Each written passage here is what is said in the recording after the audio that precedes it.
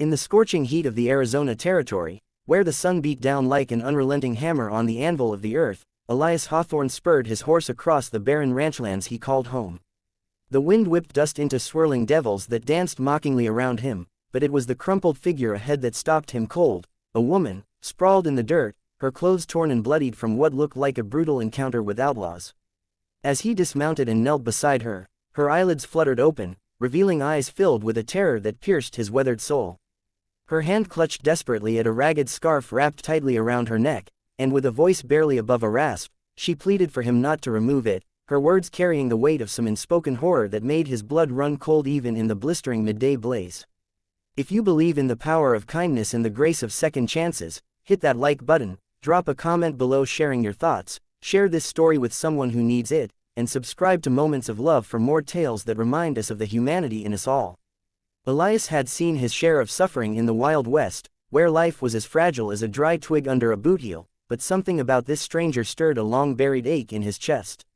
He was a man forged in the fires of loss, a rancher who had once dreamed of building a legacy with his young wife, Amelia, and their infant daughter, Clara, on this very land. But that dream had shattered 15 years ago during a midnight raid by a gang of ruthless bandits who swept through like a plague, leaving flames and death in their wake. Amelia had perished trying to shield their child, and Clara, tiny, innocent Clara, had vanished into the chaos, presumed taken or killed. Elias had searched for months, riding from town to town until hope withered like the parched grass around him, turning him into a solitary figure haunted by ghosts. Now, as he gently lifted the woman onto his horse and carried her back to his modest cabin, he couldn't shake the feeling that fate had delivered her to his doorstep for a reason, her frail form a mirror to the fragility he had long ignored in himself. The journey home was silent save for the creak of leather and the distant howl of coyotes, and as he laid her on his cot, her hand never left that scarf, her breaths shallow and labored. Days blurred into one another as Elias tended to her, his calloused hands surprisingly gentle as he brewed herbal teas from the sparse garden he maintained and spooned broth into her mouth when she could manage it. She called herself Lena, a name that fell from her lips like a reluctant confession, and though she spoke little at first, her presence began to fill the empty spaces of his life. The cabin, once echoing with solitude, now held the soft sounds of her stirring, the rustle of blankets as she regained strength. Elias found himself sharing stories of his past under the dim light of oil lamps, tales of cattle drives and starry nights that masked the deeper pain he carried. Lena listened intently, her eyes, a striking hazel that seemed to hold the colors of autumn leaves, reflecting a quiet understanding. She revealed fragments of her own ordeal, a stagecoach ambush by desperados, her escape into the wilderness, the wounds that burned like fire beneath her scarf. Yet she guarded that covering fiercely, turning away whenever he suggested checking the injury, her voice trembling as she insisted it was healing on its own.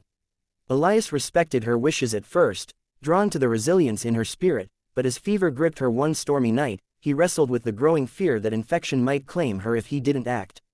The ranch itself became a character. In their unfolding bond, its vast acres a testament to Elias's unyielding determination. He rose before dawn to mend fences and tend to his herd, the physical labor a balm for his restless mind, but now he hurried back to check on Lena, bringing wildflowers he picked from the creek bed to brighten the dim interior. She, in turn, began to help where she could, her hands steady as she mended his torn shirts or stirred pots over the fire, her movements graceful despite the evident pain she hid. Conversations deepened under the vast canopy of stars, where Elias confessed the guilt that gnawed at him, the night of the raid when he had been away on a supply run, leaving his family vulnerable. Lena's responses were measured, laced with empathy, as she spoke of her own losses, a childhood marked by abandonment, wandering from town to town in search of belonging. Suspense hung in the air like the gathering thunderheads, for Elias noticed how she avoided mirrors, how her fingers traced the scarf absent-mindedly, as if it were both shield and prison. He began to wonder what secret lay beneath, his curiosity mingling with a protective instinct that surprised him, reawakening parts of his heart he thought long dead.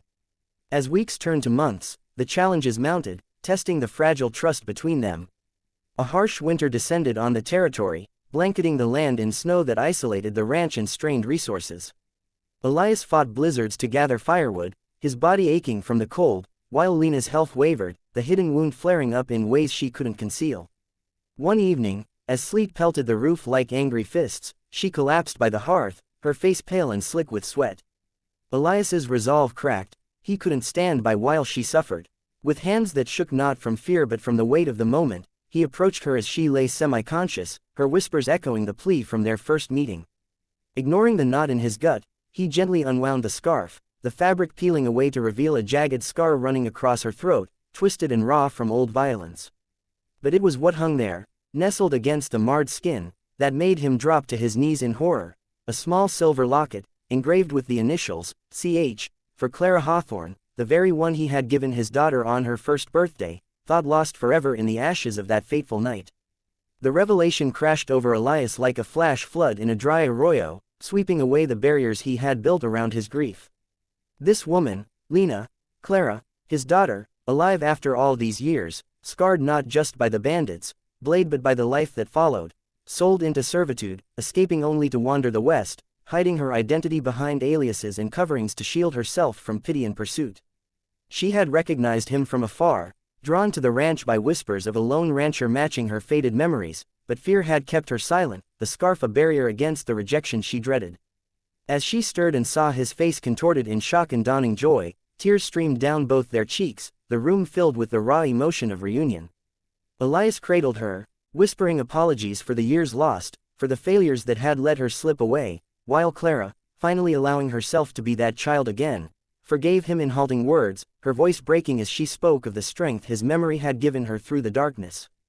Together, they began to heal, the ranch transforming from a place of isolation to one of redemption, where father and daughter rebuilt not just fences but the bonds shattered by time and tragedy. In the spring that followed, as wildflowers bloomed across the plains in defiant bursts of color, Elias and Clara faced the world anew. He taught her the rhythms of the land, the satisfaction of hard work that mended the soul, while she brought light to his days with stories of resilience that inspired him to let go of bitterness. Challenges lingered, whispers of the past bandits resurfacing, testing their newfound peace, but they met them side by side, their love a fortress stronger than any storm. The horror of that unveiling had given way to hope, a reminder that even in the unforgiving Wild West, second chances could rise from the dust like a phoenix from ashes. Clara's scar, once a symbol of shame, became a badge of survival, and Elias found purpose in protecting the family he had regained, his heart swelling with a gratitude that washed away the years of loneliness. If this story of forgiveness and unbreakable bonds has touched your heart, please like, comment, and subscribe to keep these emotional journeys coming. Your support means the world. Before we end, I'd love for you to comment below with the line that moved you most from this tale, sharing how it resonates with your own life.